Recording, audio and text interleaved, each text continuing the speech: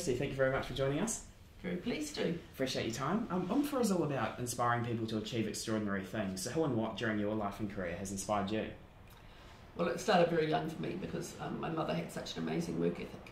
I come from quite a poor background in that my father died when I was 5 and my mother had 7 children under 12. So I grew up with an expectation that I would achieve, probably even a little bit of guilt, like we owed it to her because of how hard she had to work to have 7 kids and be a widow.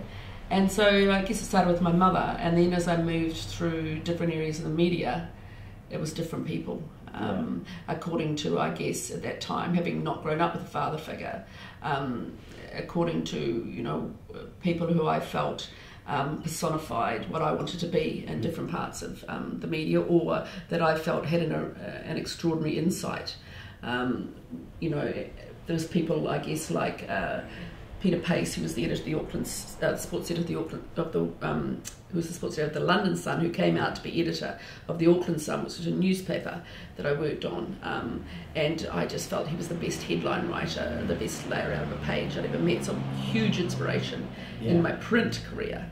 And then as I moved into television, there were different people. But there's also been other people like Peter Brock, the motor racing driver. He's probably the best living person I've ever met. Just the way he lives, the things he says, the way he inspires you to think you can do anything. So there's a variety of people. Other than my mother, there's not one overriding person. There's different people who at different times have made me think, wow, and still do.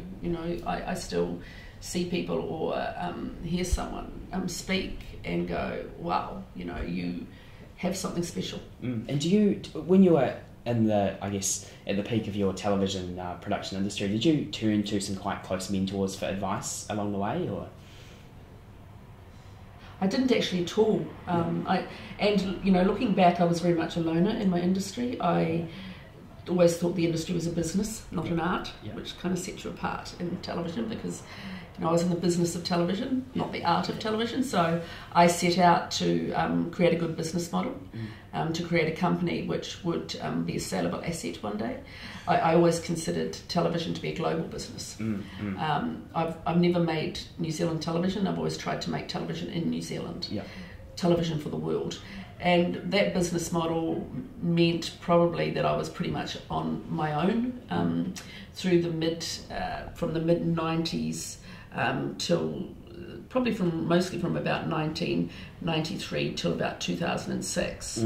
I really was kind of pretty much on my own and thinking that making shows in New Zealand and selling them to the world was a way to create a business. Yeah, and as you say, you started off in print and moved into television in the late 80s, founding Touchdown Productions, today Eyeworks, only a few years later. So did you see moving into television as a great business opportunity, or was it following your passion? Okay, well, growing up as I did in a poor family, television was our main form of entertainment. We didn't go on holidays. We didn't go out much. We didn't go to the movies. We didn't do a lot of things. There just wasn't the money. So television was the centre of the lounge, And I had a photo of my father, who died when I was 5. A photo of him sitting on top of the television. We watched the television so much. I remember the cat would catch dead birds or dead mice and always bring it in and put it under the television because clearly that's what everyone looked at. Yeah. So I very much grew up with television being the main form of entertainment, and I actually put that down to the reason I've been able to have what I call a common touch, a mass market mentality about television, is because that's where I came from. So you'll find most television critics watch very little. Okay. And they watch niche television. Right. Whereas I think that what I did is I came to understand what the ordinary person who comes home from work really likes about the escapism of television. It's not there to educate you. It is there to inform you, but most of all, it's there to entertain you, and that gets lost, even more so these days. So when I worked in newspapers, and then the newspaper I was working on closed down a year after the share market crash in 1988, so I accidentally ended up as a researcher in television. And straight away I realised that my work ethic, because I was just prepared to work as many hours as it took, and I didn't realise before that was exceptional. My work ethic, and I just had a knack, I think, for what would work. And so suddenly I had this passion and this belief that I can do this, and I'm going to be good at this. I've got really good ideas. And over the next 3 years working at Communicado, working for someone else, I started to realise that actually most of the ideas coming out of that place now are mine.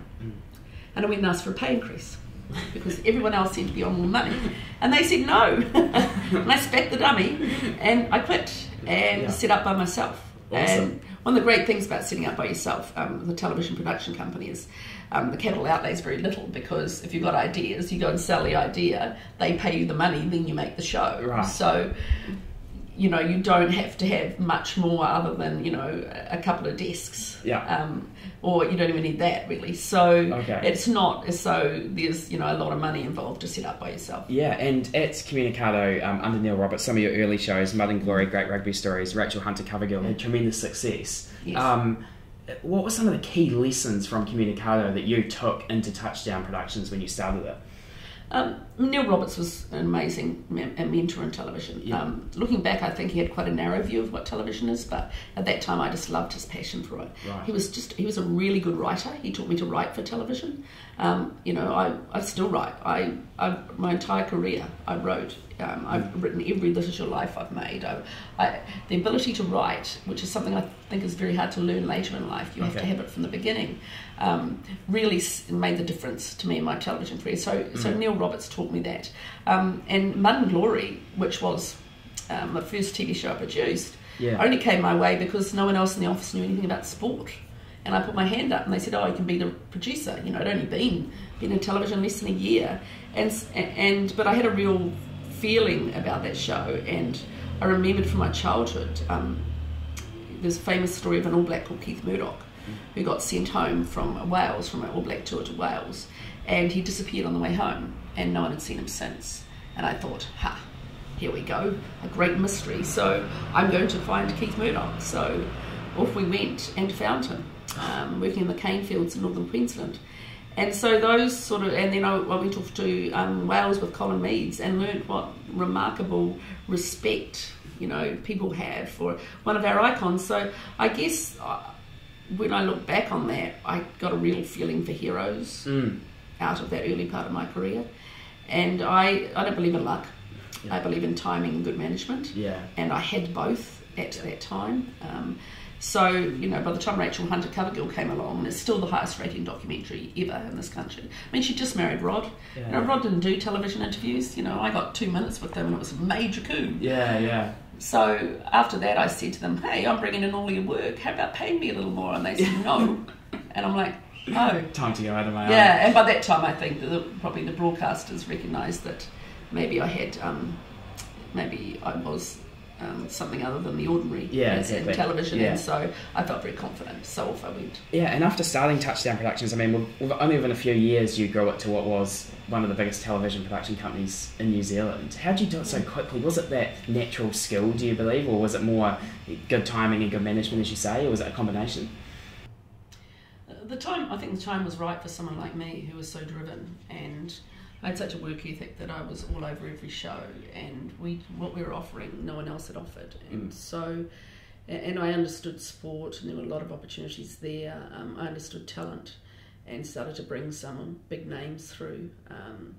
And as a result, I guess it wasn't that we couldn't do anything wrong, but we got more and more work because we delivered. You can't expect to get, you're only as good as your last show. You literally are only as good as your last show. I'm probably lucky that my last one was The Block.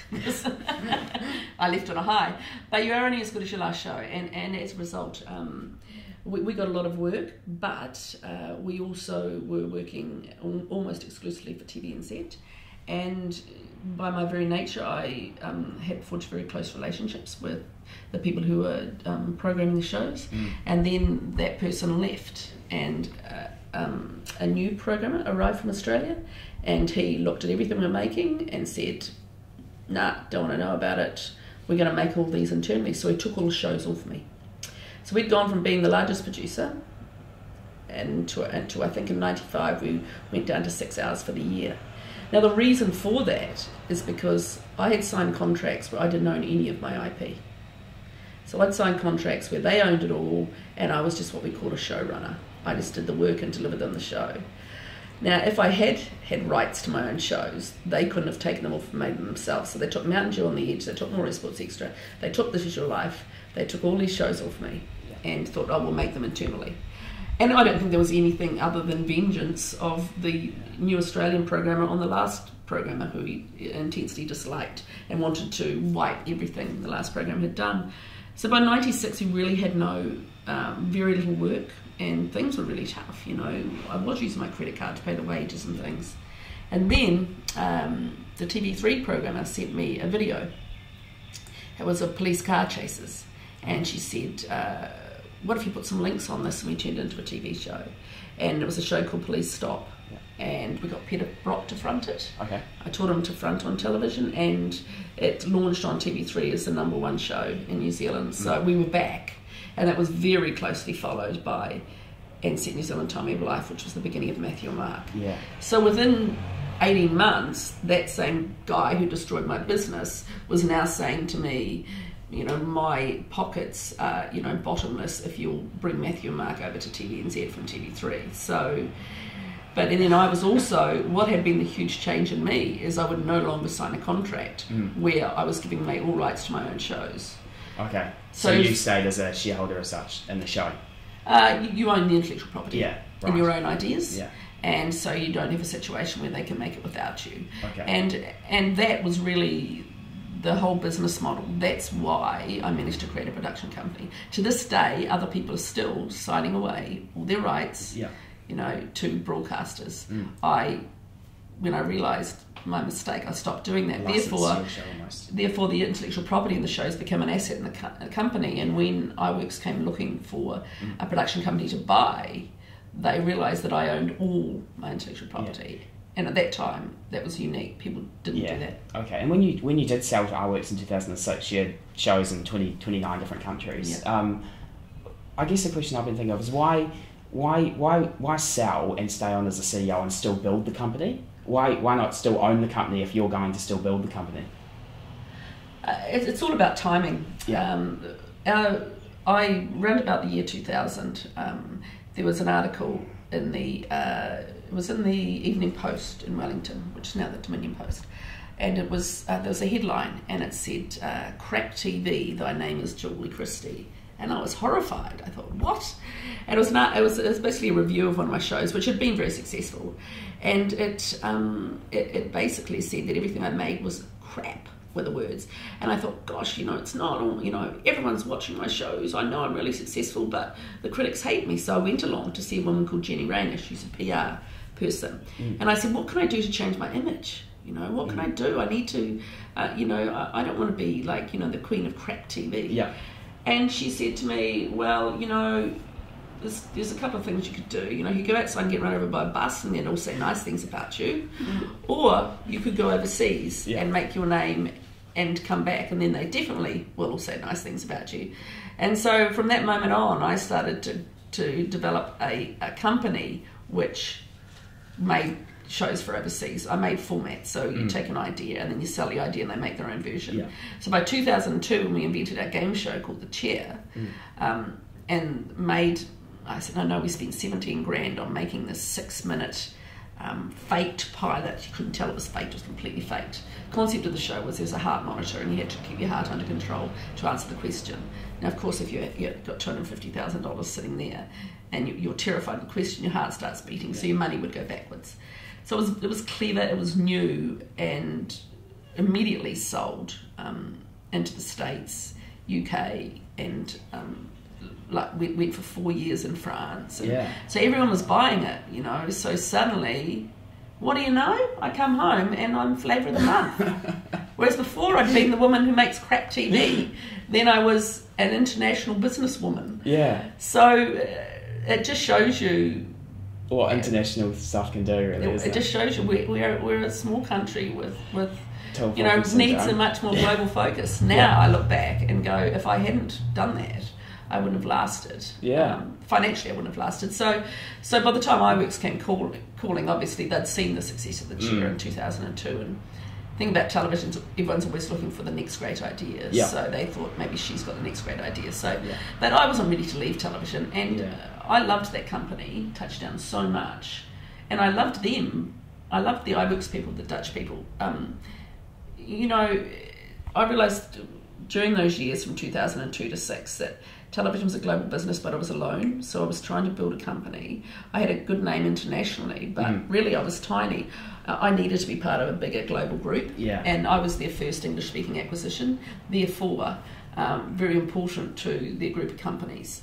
So, you know, and they've just sold for hundreds of millions of euros to Warner's. So you know, they're smart men, and I felt I could learn from them, and which is really important. And I had run out of people to learn from in this country. Yeah, and from having spent a lot of time in the States and in the UK with different shows, what do they do differently in the way they go about their business and television production than we do here? Well, it's an enormous amount more money, of course. So whereas we used to one person doing 3 jobs, they had one person for each job. I made the Game Show, the Chair in the States for exactly 10 times what I made it for here. Okay. That was the budget, was exactly 10 times. Wow. 70 grand as opposed to 700,000 an episode. You know, we had John McEnroe and things like that, so there were a lot of other reasons for that sort of budget. But I think, you know, in America, that in unscripted television, which is what I've mostly made, I have made some drama and some movies, but mostly I've done unscripted television. It relies on people verbalising their every thought. Americans do that all day, every day. It comes naturally. You know, they don't say, I'm going to go to the bathroom. They say, I might go to the bathroom. I think I'll go to the bathroom. I'm going to the bathroom. Come back. I've been to the bathroom. So they verbalise everything. We get up and go to the bathroom. You know, so you have wonderful talent. And then with Britain, it's the fact they have a wonderful class system. So their different classes by the way they talk, the way they act, their absolute ability to make complete idiots themselves without worrying about it makes them great TV. We're pretty hard work. We've got, you know, the Australians are more American. You've got to learn to really push your talent. But then you create shows like The Block, and now everybody knows what's expected to get onto The Block. You want to be on The Block, you know you're going to have to be out there, because you know when you apply that there's no room for quiet people. Yeah, exactly. And what just talking about global thinking before, and you taking your ideas globally, what do you think Kiwis can be doing to think more global in their businesses? Well, the great thing about ideas, which are formats, franchises, is you don't need an enormous amount of money in your own country to create them. You know, and if you've got a great idea, then you can export that idea. You can receive, you know, in perpetuity, a percentage of the earnings, the net receipts from that idea. You can do that, and you're not inhibited by the size of New Zealand. So selling ideas is not inhibited by the size of your country. In many things we are inhibited. There are things we can't manufacture. There are things we can't do. Even our movies are very inhibited by budget. But if you're selling formats, if you're selling ideas, then the other guy on the other side of the world who has the money is paying. And that, to me, is one of our great advantages. The great advantages of being the ideas business is you're not inhibited by budget. Yeah, absolutely. And from everything you've done, from, I mean, winning awards such as New Zealand Film and Television Award for Best Entertainment Programme, all your shows being on board such as Mediaworks, Rugby World Cup, New Zealand Trade and Enterprise, what are you most proud of in a couple of words today? Well, you know, I got an ONZM for services to film and television. That was a very, very proud day. Yeah, absolutely. Because you feel like you've done something for your country. But what am I most proud of? I'm most proud of, I think, of making people happy, of having entertained people, and having brought some really great stories and some really great talent to the screen. Cool, great. Good. So what's your dream still to come, Julie? Oh, God. My dream! We can come back to that if you want. No, my dream, I mean, you know, I've got 2 teenage kids, you know, they give me plenty of nightmares, so my dream is when my kids get through those nightmare years, really, and there'll be peace.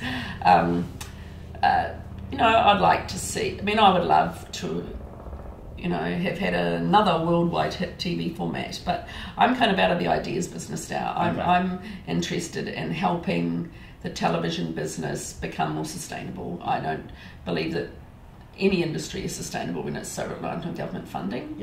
Like film struggles because it's almost entirely reliant on government funding. You know, we have to get a business model where where we can make content, we can sell content to the world, but we can be a sustainable industry. Okay. That you don't have to rely on government funding to have a business at all. Yeah, great. So just a few quick fire questions to finish. In summary, what does it take to be a television producer? It takes a really good gut feeling and one hell of a work ethic and some exceptional skills, like the one most missing, writing. Yeah. And from your whole career, what's a bit of advice or thing that you do that you keep at the forefront now that, hypothetically, if you go back to the start of your career, what bit of advice would have you given yourself? Well, I will tell you, always own your IP. Okay. Or at least own the net rights to exploit it. It's so important. Yeah. And looking at the opportunities in business globally, both in television production and just business in general, where do you see huge opportunity today in the world? Gosh, that's a big question. For a country with an agricultural economy, we need to think more about adding value to everything we send out, which means we don't just send the log, we send the furniture. We don't just send, milk. We obviously make other products from it. So, and we don't, and we ensure that we have rights to our IP on our ideas so that the money keeps flowing back in. Yeah. And just before we finish, if you could sort of sum up your top 3 bits of advice for people who are wanting to get into television production, what would you say to them? Be prepared to work extremely hard. Yeah. Have a variety of skills. Don't think, I'm going to be Peter Jackson, so I'm only going to learn to direct. Yeah. In New Zealand, you need to be able to write first. You need to be able to research. You need a variety of skills. So I would aim to have 3 skills. And if you want to be a producer, then you also need to be a really smart business person. And business skills are the single most missing thing in our television industry. Great. And just before we go into our wise words question, what would the 16-year-old girl you were think of who you've become today? Would she be pretty proud?